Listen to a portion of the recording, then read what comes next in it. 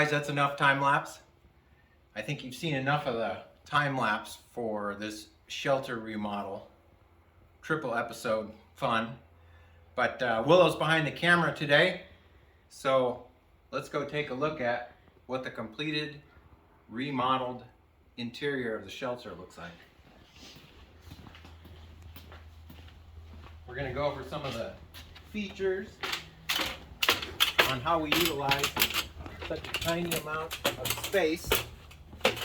Keep in mind that this is only 81 inches wide by 7 feet tall by 136 inches long. So that's the space we had to work with.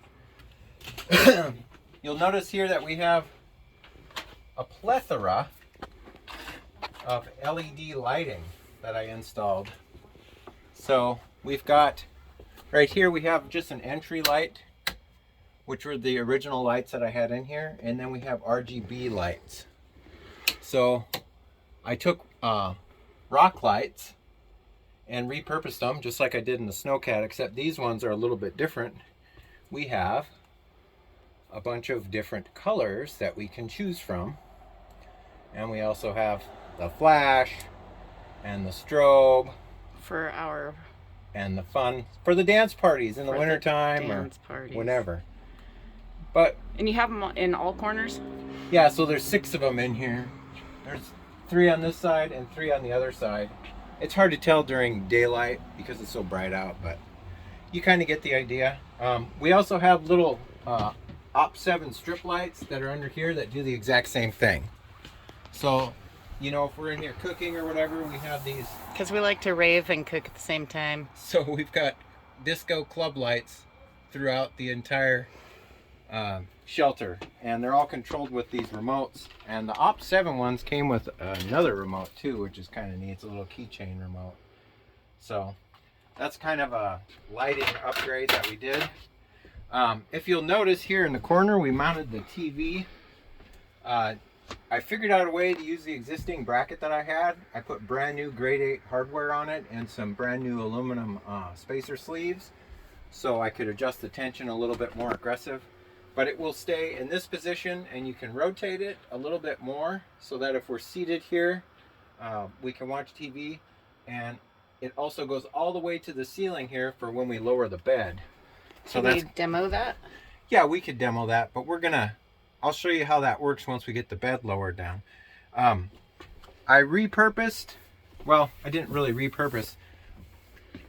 I told you guys in I think the previous episode that I purchased this and this and this quite a while ago when Home Depot had them on sale.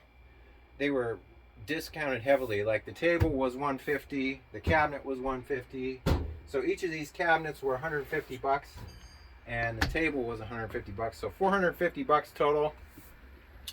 I got this little sink off of Amazon.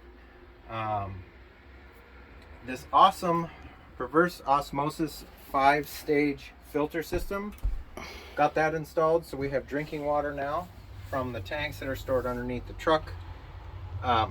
Pretty awesome. I didn't use the storage tank on it. I didn't see that there was a reason to use the little storage tank that came with it, so I just have it set up for flow through. But that works really well. We got the shower set up here, which is dual purpose. It's also a utility sink. I put a wand holder down low so we can wash dishes or boots or whatever you want in that sink there. And this shower curtain, like I was telling you guys, goes all the way around, and then the last 2 rings on the curtain connect here, so it blocks off all of the readouts and displays and stuff like that. Not that it would really do anything to them because they're all marine rated, but we need a disco light in the shower for rave shower. Well, you could do this. That would be fun while you're in the shower. Yeah, right? You do that while I take a shower. Okay. So, what else can I tell you guys? So we got this all worked out perfect so that the spacing on this was awesome. So when we travel, now these cabinets can slide around wherever they need to. We can do the floor layout different and whatnot. We even got the little space for a little Milwaukee vacuum under here too, which is kind of neat. But it just so worked out that everything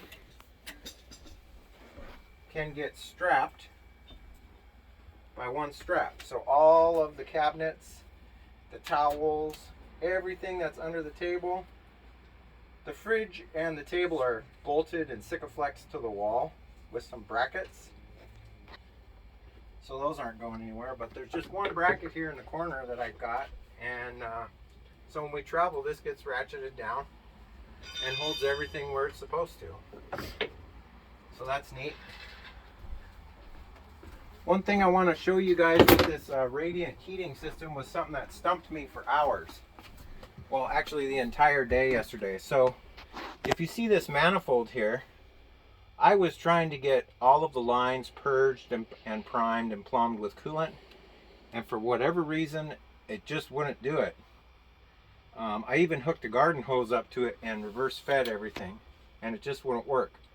So underneath these little red caps here, there are another set of these.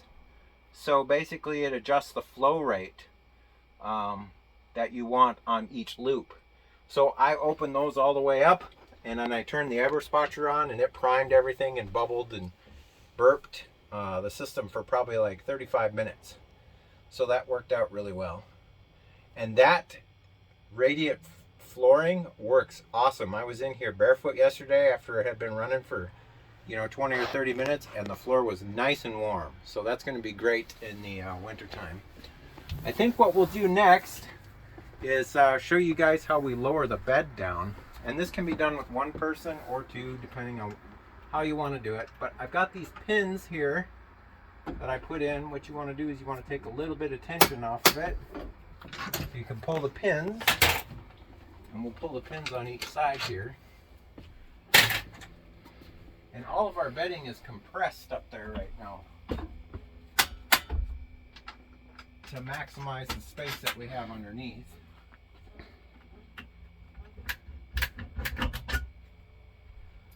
So we remove the pins, and then I just release this one. We'll just let that one go. And then I'll come to this side. And break a sweat.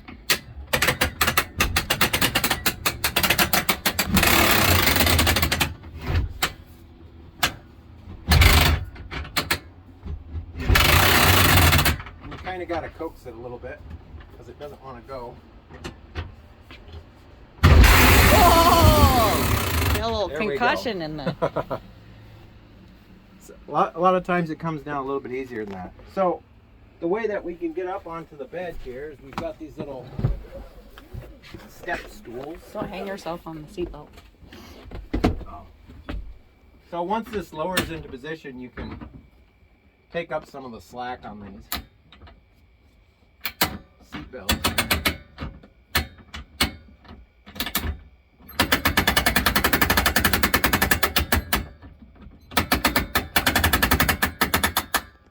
There we go. And do that on the other side. It kind of distributes the weight on those unistruts a little bit more uniform. Not that it matters much. What the heck, right? So that's ready to go back up when they're tensioned like that. So to get up on the bed here, I've got a little step stool. You just kind of go like that. Now we've got this set up where you can sleep whichever way you want. This, excuse me, this mattress is almost dimensionally identical. I think it's 76 by 82 or something like that. It's just a standard king size mattress. But if we keep our heads at this end, then we have the cool breeze blowing through here. As far as the TV goes, if we want to watch TV up high, is struggle and frustrate yourself beyond all belief, just like this. I put a lot of tension on these bolts so it wouldn't bounce around. It's very aggressive. Okay, and we're coming up. It's a good workout. There. We can literally lay in bed, and watch TV. I'll probably have to adjust the tension on these a little bit more. I thought I had it down, but Or just put a clip at the top? Yeah, I could put like a little bungee cord at the top on that one arm there, and it should be fine. I thought I had it tensioned perfectly, but it might need a little bit more adjustment, but there you go. So we can lay here, watch TV, do whatever, and then we'll wake up in the morning. This will be like a full simulation right here. And we'll lower the TV back down like this. I think that side is going to be your side of the bed. That way, Yeah, it's perfect. if you kick it. Oh, that's a little $200 Samsung 32-inch TV. Dime a dozen. If it gets broken, it's outlived its life already, so I'm not too crazy concerned about that. But let's raise the bed up.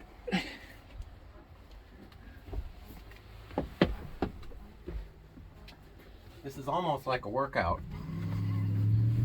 We put all the layers of bedding we have on this thing so it can be stored up there. So we just go in the exact reverse direction of how we started. And this is a little bit more intense.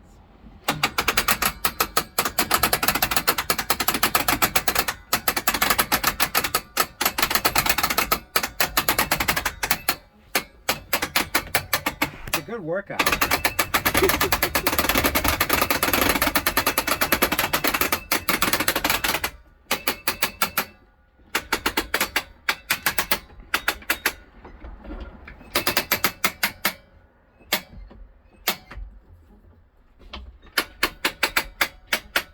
You do have to let the bedding compress a little bit. Smash the air out of the pillows. And then everything works just fine. Just like it's supposed to. And once you get the pins in, you want to take some of that tension off of the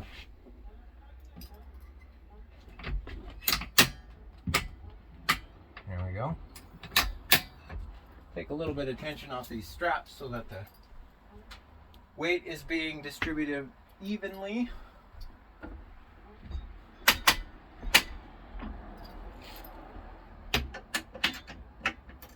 Still got to go a little bit on that side.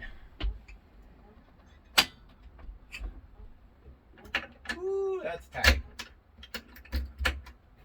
I'm going to have to drill some extra holes in here. Maybe not. I don't know. I bet after we sleep on that mattress a couple times it will compress a little bit. We come down, let it rest on those pins, and then reset this to a little bit less tension, and we're good to go. So Awesome.